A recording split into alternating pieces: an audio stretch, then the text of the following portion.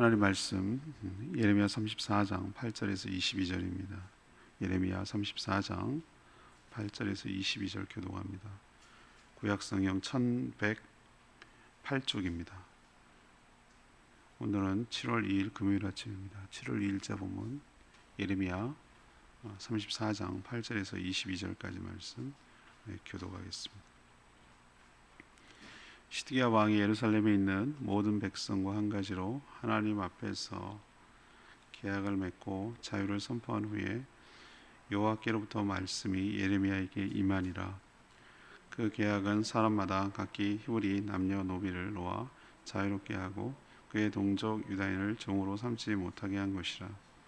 이 계약에 가담한 고관들과 모든 백성이 각기 노비를 자유롭게 하고 다시는 종을 삼지 말라 함을 듣고 순복하여 놓았더니 후에 그들의 뜻이 변하여 자유를 주었던 노비를 끌어다가 복종시켜 다시 노비로 삼았더라.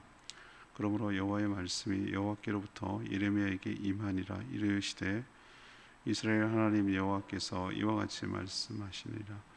내가 너희 손주를 애굽 땅 종의 집에서 인도하여 낼 때에 그들과 언약을 맺으며 이르기를 너희 형제 이브리 사람이 내게 팔려왔거든 너희는 7년 되는 해 그를 놓아줄 것이니라.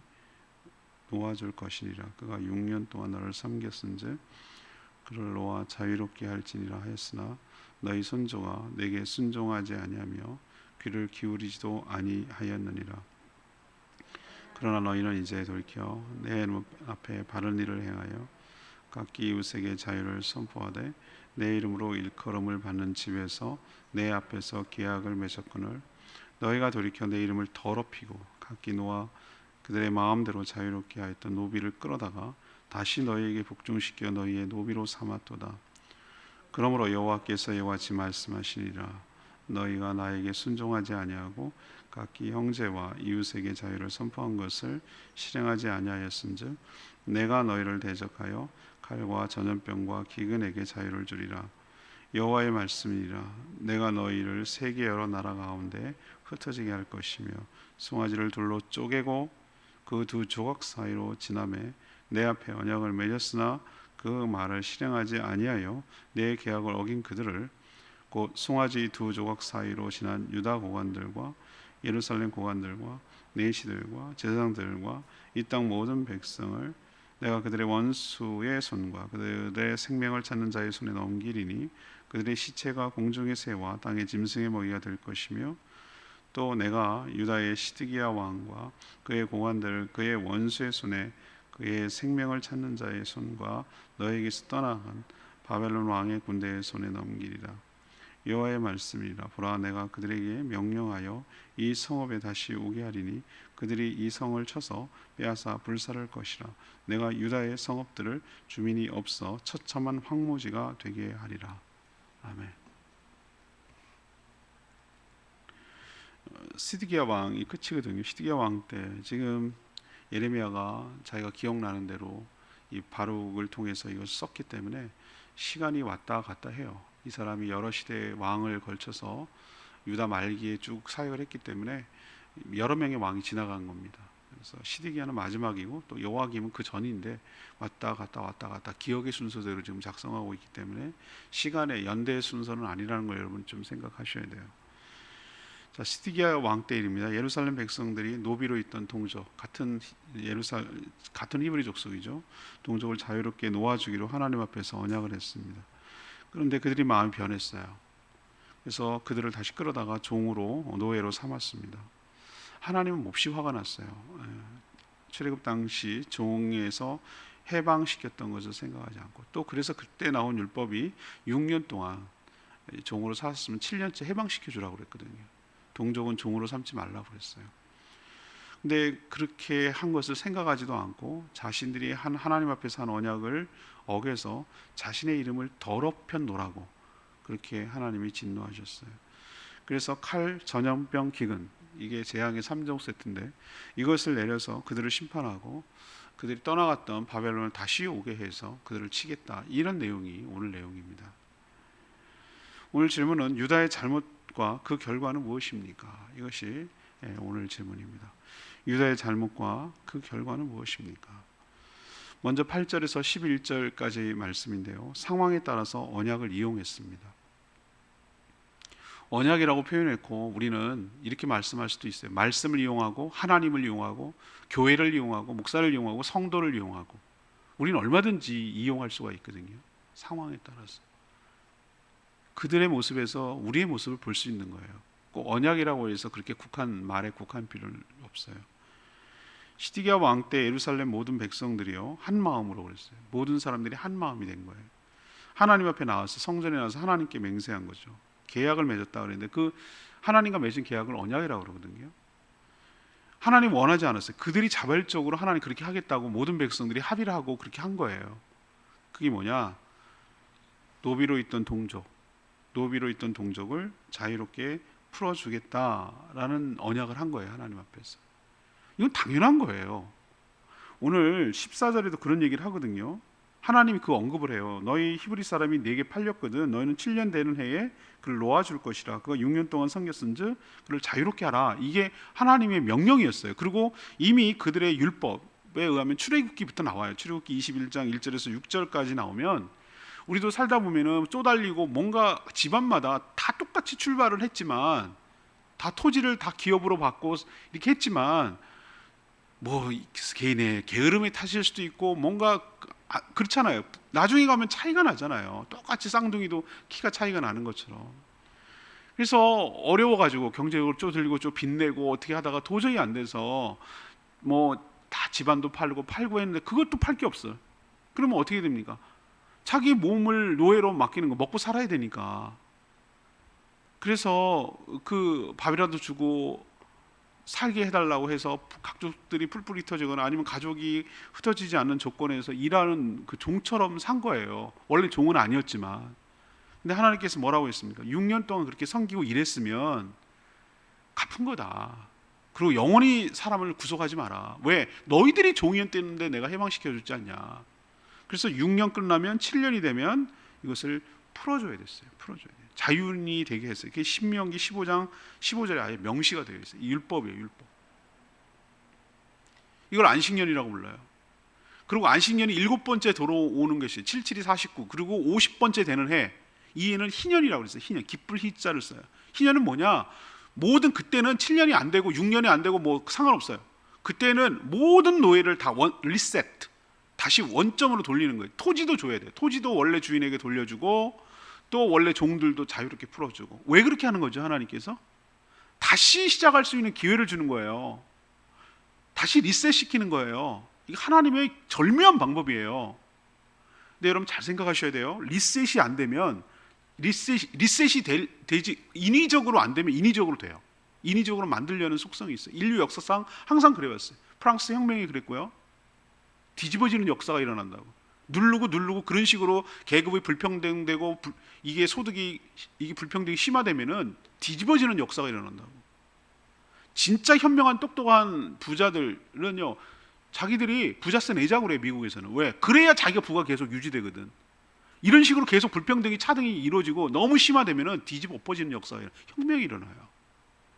그러지 않고 하나님은 합법적으로 이렇게 할 수 있는 방법을 벌써 생각해 놓으신 거예요. 리셋하도록. 그래서 모든 사람들이 다시 시작할 수 있도록 할 수 있는 최소한의 헤드 스타트, 그러니까 똑같은 출발선에 설 수 있도록 그렇게 만들어주는 장치가 그게 희년, 안식년 이런 제도였어요.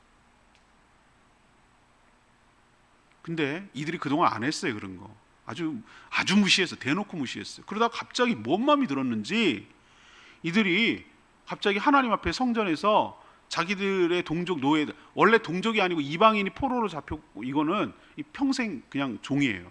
그리고 동족 중에서도 나는 이대로가 좋아요. 주인이 너무 좋아요. 그러면 귀를 뚫었어요. 귀를. 그러니까 귀걸이 하는 사람 조심하셔야 돼요. 난 노예예요. 그 뜻이에요. 난 귀걸이 안 해요. 그래서 귀걸이 하는 거 별로 안 좋아해요. 그 구멍 뚫지 마세요. 귀걸이 하더라도. 이게 노예란 뜻이 성경에도 몰라. 노예들만 귀에다가 벽에다가 대고 이렇게 뚫었어요. 이게 표시였어요. 노예라는. 그런데 그렇게 된 사람 말고 타민족, 이방인 말고 동족 중에서 귀도 안 뚫고 그런 사람 놓아줘야 되는데 이때 뭔 마음을 먹었는지 풀어준 거예요. 풀어주겠다 약속한 거예요. 우리는 뒤의 얘기와 이런 것들을 역사를 열왕기하 뭐 이런 것들을 다 종합해서 이걸 왜 그랬는지 알 것 같아요. 짐작이 돼. 두 가지예요. 하나는 바벨론이 그때 침략해서 세 차례 침략했자고 그랬잖아요. 두 번 벌써 침략했어요. 그때 침략이라는 국가적인 위기 앞에서 군사력이 부족했어요. 원래 군인들은 누가 싸울 수 있는 것이죠? 자유인이 싸우는 거예요. 자기의 권리와 재산과 가족을 지키기 위해서. 노예들은 노예일 뿐 그런 권리가 없었어요. 물론 거들었겠죠. 그렇지만 이 노예를 그때 해방시켜서 군인으로 쓰려는 의도가 보인 거예요.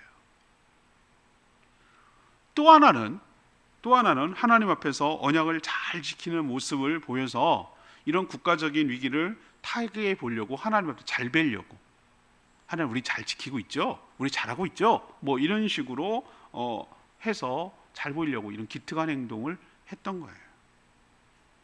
그러나 말이죠, 속내는 그게 아니었어요. 진짜 마음은 하나님을 경외하고 율법을 온전히 지키려는 그런 의도가 있는 것이 아니었어요. 언약을 적당하게 이용하고 하나님을 적당하게 이용하고 그래서 자신들에게 유리하게 하려는 그런 의도에서 이런 행동을 했던 거예요. 아주 가증스러워요. 아주 위선적이고요, 이중적이에요. 이런 그들의 행동이 오래가지 않고 금방 속내가 들통이 나요. 여러분, 사람이 어떤 사람을 볼 때 오래 두고 봐야 되는 거예요. 갑자기 자기에게 잘해준다고 잘해주는 게 아니에요. 저는 삶의 궤적이 중요하다고 생각하거든요. 어떤 식으로 사람을 살아왔는가, 어떤 방향을 향해서 나가는가, 이런 걸 보면 예측이 가능하잖아요. 그죠? 우리도 자전거를 타고 갈 때 옆에 지나가는 사람이 어떤 식으로 지나가고 있다 그러면 그 사람이 그렇게 계속 갈 거라고 예측을 해서 피해 가잖아요. 그죠? 그런 것처럼 갑자기 안 하던 짓 하면 그거 이상한 거예요. 아마 그 사람이 살아온 것이 그렇게 패턴이 익숙한 대로 갈 거라고 봐요. 이들이 안 하던 짓 지금 하고 있어요. 그 신기가 달라졌나? 마음 고쳐먹었나? 아니요. 더 음흉한 생각을 하고 이런 꼼수를 쓰고 있었다는 것.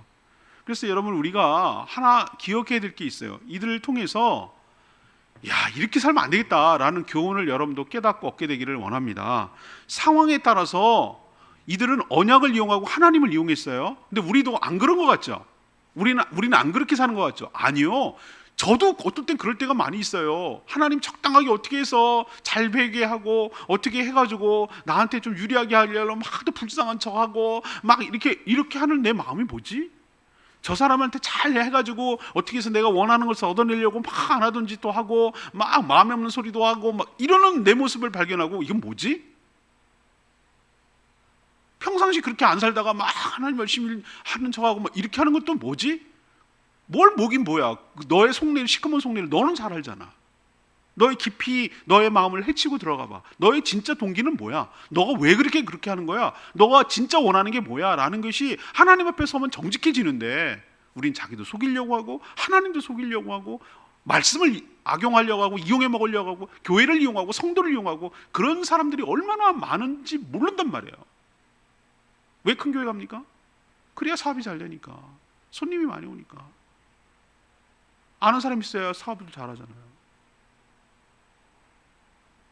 왜 막 친한 척 합니까? 다단계. 아는 사람이 이용해 자기를 이용하려고. 이건 전부 다 교회를 이용하고 하나님을 이용해 먹으려는 것이. 하나님 그거 모를 것 같아요? 아니요, 다 압니다. 그리고 오래 갈 것 같아요? 금방 들통납니다. 두 번째, 12절에서 16절이에요. 언약을 어겨서 하나님을 더럽힌 거예요. 이게 유다의 큰 잘못이었어요. 바벨론이 예루살렘을 압박했을 때 위기를 느껴 노예를 해방시켰는데, 여러분 이 역사적 배경을 알고 이것을 알 때 이게 이제 이해가 되거든요. 그 바벨론이 너무 신흥 강국이에요. 그때 그 전까지만 해도 아수르가 막 패권을 잡고 있었거든요.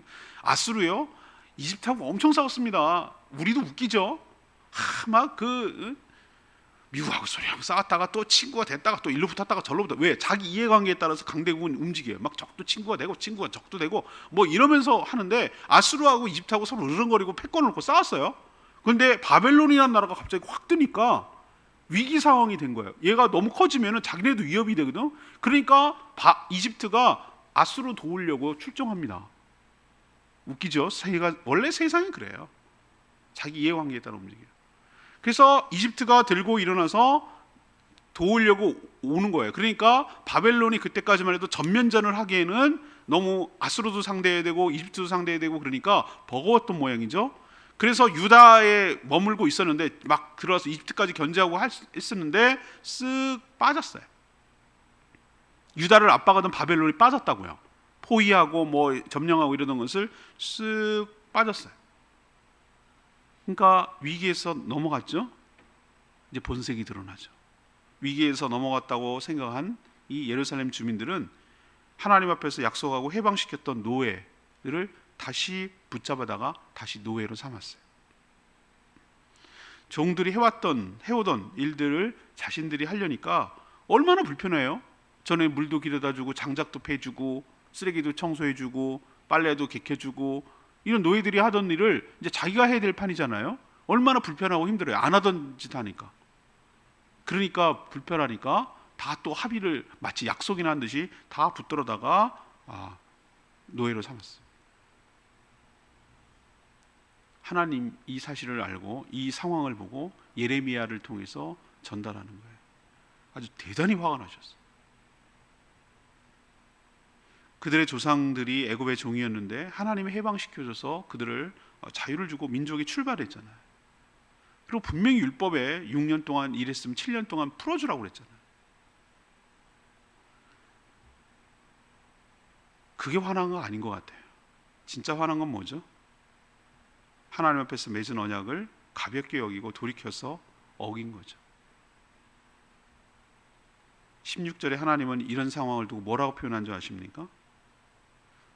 자신의 이름을 더럽혔노라고, 내 이름을 더럽히고 라고 표현하고 있어요. 이 얘기는 뭡니까? 우리로 좀 적나라하게 표현할까요? 백성들, 유다 백성, 예루살렘 백성들이 하나님을 갖고 놀았다는 뜻이에요. 가지고 놀았다. 하나님 할게요, 풀어줄게요 라고 해놓고 마음은 아니었어요. 그러고 나서 상황이 좋아지고 그러니까 다시 했어요. 이건 뭘 말한 거죠? 하나님을 아주 이용해 먹은 거예요. 우습게 여기고 가볍게 여긴 거예요. 이것을 하나님께서 이 표현이 이 가지고 놀았다 이렇게 표현하는 거예요. 이거 이름을 더럽혔다 이렇게 표현하는 거예요. 애초부터 하나님께 언약을 지킬 마음이 전혀 없었어요. 자신의 유불리를 따라서 하나님과 언약을 이용해 먹었던 것이죠. 그게 이제 들통이 난 것이죠. 처음부터 아니었다라는 것이 들통난 것이죠. 이제 그 대가를 치를 때가 왔습니다. 왜 하나님께서 그들을 그렇게 심판하는지를 여러분 느껴지세요? 여러분 한번 입장 바꿔놓고 생각해 보세요. 우리도 인간관계에 있어서 제가 아주 제일 격분하고 화를 내는 게 이 대목이에요. 제가 이런 상황일 때 제가 못 참더라고. 나를 이용했다라는 생각이 딱 드는 순간 저는 정말 견디기 어려워요. 모멸감을 느끼고 아주 정말 몹시 힘들어요. 나는 정말 선대하고 그랬는데 그게 알고 봤더니 나를 이용하려고 그렇게 했던 거라고 판단이 되는 순간 아주 가혹하게 저는 끊어버립니다. 성격이 그런지도 모르겠어요.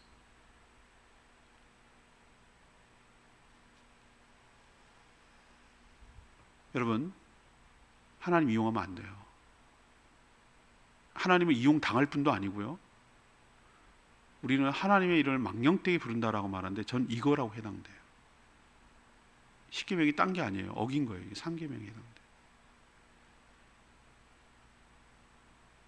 우리도 이 유다 백성들의 삶의 모습을 보면서 교훈을 얻고 삼가 조심해야 될 줄로 믿습니다.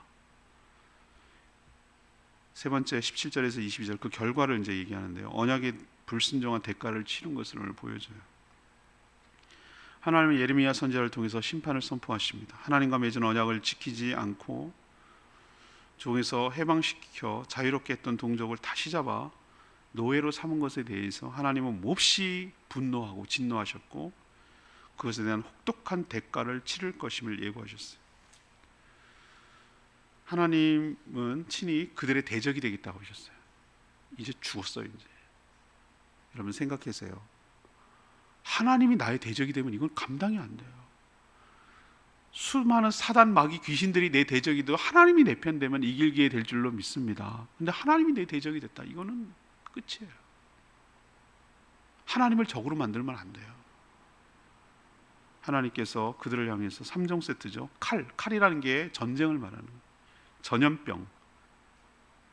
보세요. 지금 뭐 알아요. 다 코로나가 무슨 바이러스라는 것도 알고 다 알아요.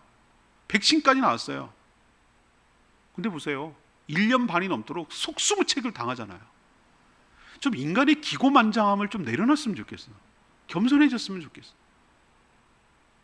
우리가 하나님 앞에서 할 수 없는 것들이 있다는 걸 알고 좀 겸손해졌으면 좋겠어요. 전염병이요? 우리 인류 역사가 끝날 때까지 안 없어질 거라고 저는 생각합니다. 그리고 세 번째가 기근이에요. 기근이 여러 가지 이유로 오죠. 무역이 안 돼가지고 봉쇄되거나 아니면 정말 가뭄이나 천재지변으로 일어나거나 먹을 것이 부족한, 꼭 먹을 것만 의미하는 게 아니에요. 경제적 궁핍과 결핍을 말하는 거예요. 이게 하나님께서 내릴 수 있는 대표적인 3종 세트예요. 재앙의 3종 세트. 근데 저는 이 표현이 너무너무 웃기기도 하고 슬프기도 하고 그랬어요. 뭐라고 표현한 줄 아세요? 17절에 내가 이것들을 대적해서 칼과 전염병과 기근에게 뭘 주리라고 그랬죠? 전 이 대목에서 웃음도 나고 하나님 정말 이런 가운데도 위트를 사용하시나? 왜 이런 표현을 쓰셨을까? 이렇게 했어요. 뭐를 자유를 주겠다는 거예요? 칼, 전염병, 기근에게 자유를 주겠다. 그들을 치게 하겠다. 그들에게 자유를 준다 얘기는 뭐예요? 그게 뭐 살아있는 건가? 그런데 하나님께서 뭐 하는 거예요? 이걸로 치겠다는 표현을 이렇게 하는 거예요. 그러면 그동안에는 어땠다는 거예요? 칼과 기근과 전염병을 하나님께서 붙들어 두고 있었다는 거잖아요. 제 말 맞죠? 그거를 풀어준다는 거예요. 자유를 주겠다는 거예요. 우리가 깨달아야 돼요. 우리에게 다가오는 이런 여러 가지 어려움과 이것들이 내가 잘나서 그런 게 아니라 하나님께서 하지 못하도록 자유를 구속하고 붙들고 있었기 때문에 나에게 오지 않은 줄 압니다. 그걸 풀어주는 순간 그것이 자유가 될 때 우리가 얼마나 어려움을 겪는지를 깨달아야 되는 거예요. 하나님 이 표현을 썼어요. 너희 풀어주지 않고 그 자유된 사람들 다시 끄집어냈지? 나는 이 세계를 풀어주겠다. 자유를 줄 거야. 각오해라. 이거예요, 하나님께서. 그리고 언약식 장면을 다시 언급시킵니다. 그래서 이 3종 세트로 여러 나라에 흩어지게, 지금 유대인 주시들이 얼마나 전 세계에 퍼져 있습니까? 땅도 없이 얼마나 서름당하며 죽어가고, 유태인이 600만이나 독일에게 합살당하고 소련에 미국에 온갖 퍼져 있어가지고 다시 건국을 하긴 했지만 2000년 동안 나라 없이 떠돌아다니는 인생, 여기서 딱 드러나잖아요. 흩어지게 하겠다. 하나님 다 선포해버렸어요. 그리고 하나님과 자신과 맺은 언약에 대해서 얘기하는데, 언약식 하는 장면을 다시 얘기해요. 이게 아브라함 때 나오는 건데, 언약식 당사자 둘이 송아지를 둘로 여기 위에서부터 세로 이렇게 자릅니다. 벌려놓는다 그러죠. 송아지 이쪽 한쪽 이렇게 벌려놔요. 그리고 벌려놓은 다음에 그 사이를 횃불을 든 아브라함이 통과하게 하셨어요. 횃불은 하나님을 상징하는 거예요. 둘이 지금 통과하는 거예요. 여길 왜 통과하는 줄 아세요, 여러분들? 이게 언약식의 중요한 개념인데, 만약에 너와 내가 맺은 언약을 어느 쪽이 어기든지 이렇게 송아지가 둘로 쪼개지듯이 너희들이 쪼개져 죽을 각오를 하라는 뜻이에요. 이 무시무시한 언약이 이렇게 무시무시한 거예요. 하나님은 언약을 신실하게 지켰어요. 끝까지 그 언약한 것을. 누가 어겼죠? 언약의 또 다른 당사자인 인간이 어겼어요. 지금 언약을 어긴 장면을 지금 보여주고 있잖아요. 하나님과 맺은 언약을 네가 보기 좋게 어겼다. 이제 쪼개지는 일만 남았다. 이 얘기예요. 결국은 그들은 회복할 수 있는 기회를, 진정으로 정말 노예를 해방하고 율법을 지켰더라면 하나님께서 긍휼히 여기셔서 정말로 살 수 있는 기회를 줬을지도 몰라요. 그러나 하나님을 이용하고 언약을 이용하는 꼼수를 부리다가 더 큰 화를 당하게 생겼어요. 하나님 오늘 뭐라고 얘기합니까? 물러갔던 바벨론을 다시 불러들이겠다. 그리고 너희들을 불태우고 다 잡아가고 다 죽일 것이다 라고 오늘 얘기를 하는 거예요.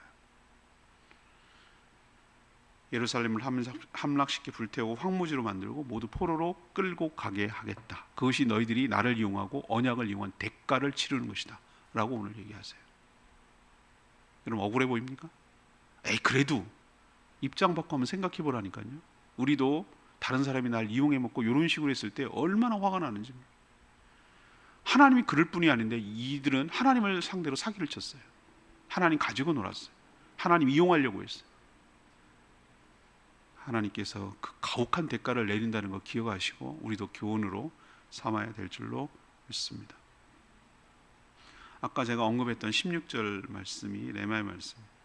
너희가 돌이켜 내 이름을 더럽히고 각기 놓아 그들의 마음대로 자유롭게 하였던 노비를 끌어다가 다시 너희에게 복종시켜 너희의 노비를 삼았도다. 사람과 사람 사이에도 자신을 이용하려는 꼼수가 들통날 경우 치가 떨리고 화가 납니다.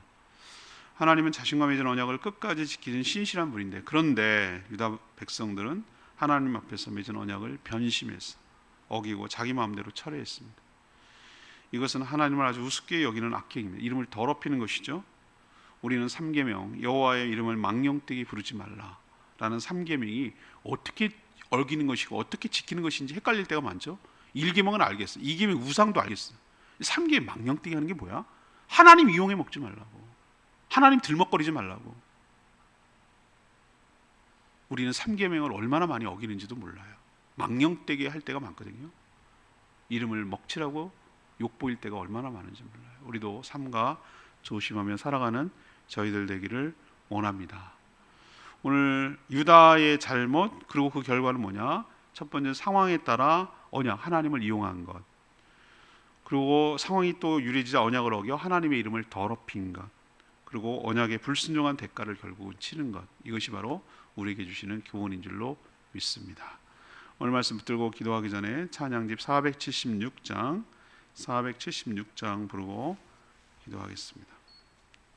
주님 말씀하시면 476장입니다.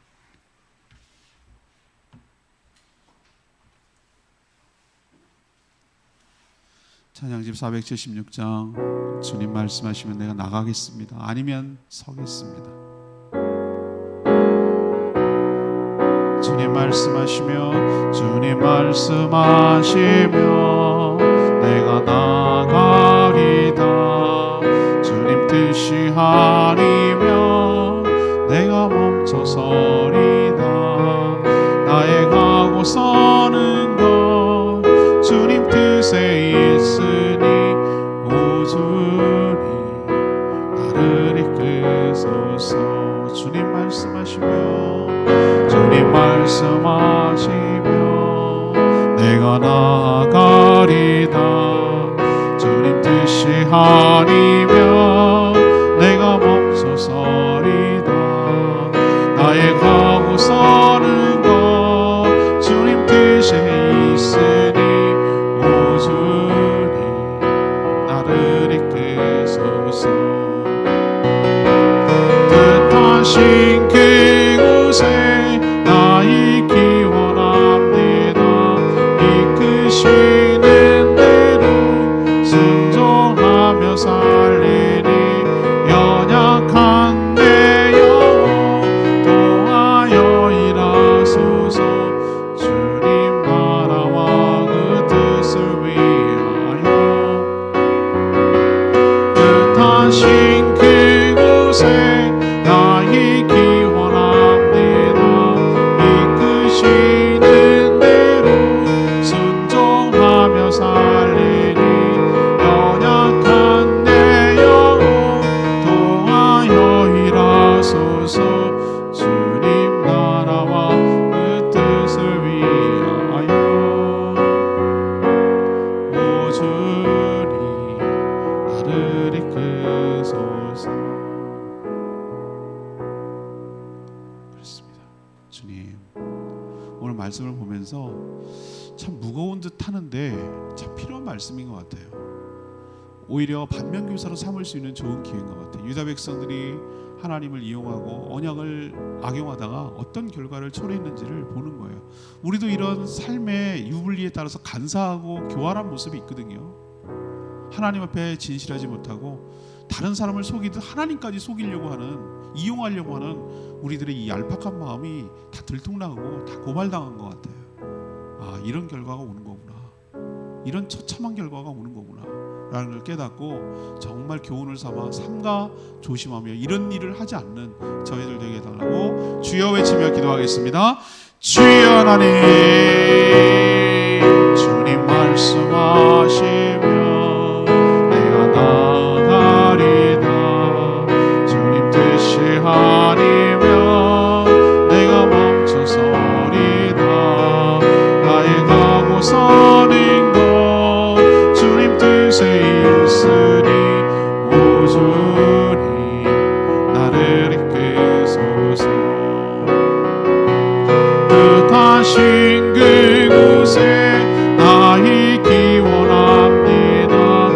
이끄시는 대로 순종하며 살리니 연약한 내 영혼 통하여 일하소서. 주님 나라와 그 뜻을 위하여 오 주님 나를 이끌소서. 하나님, 저희도 때로는 하나님께 했던 약속을 고의적으로 어길 때가 많습니다. 오늘 예루살렘 백성들이 저지른 잘못과 그 결과가 무엇인지 분명하고 똑똑히 봤습니다. 그들과 똑같은 전철을 밟지 않게 하여 주시옵소서. 그들은 유리한 상황을 만들려고 하나님과 언약을 이용했습니다. 하나님께 했던 약속을 유리지자 헌신짝처럼 버렸습니다. 하나님의 이름을 더럽혔습니다. 하나님을 망령되게 만들었습니다. 하나님의 진노로 칼, 전염병, 기근으로 심판을 받았습니다. 왜 바벨론에게 그토록 참혹하게 멸망당해야만 했는지를 분명히 알게 됐습니다. 오늘 말씀을 통해 역사의 교훈을 삼고 하나님의 음성을 듣고 이런 일이 우리 가운데 생기지 않도록 삼가 조심하며 살아가는 저희들 되게 하여 주시옵소서. 신실하신 하나님과 똑같이 저희도 하나님 앞에서 신실하게 살아가게 하여 주시옵소서. 오늘도 간구하는 기도 주님께서 응답하여 주시고 주님과 동행하는 복된 하루 되게 하시며 이 한 달 주님의 은혜 가운데 살아가는 복된 한 달 되도록 복 내려 주시옵소서. 주님 손에 모든 것 맡기옵고 예수 그리스도의 이름으로 축복하며 기도합니다. 아멘. 오늘 하루도 주님의 은혜 가운데 살기를 축복합니다. 네, 충분히 기도하고 하루 시작하겠습니다.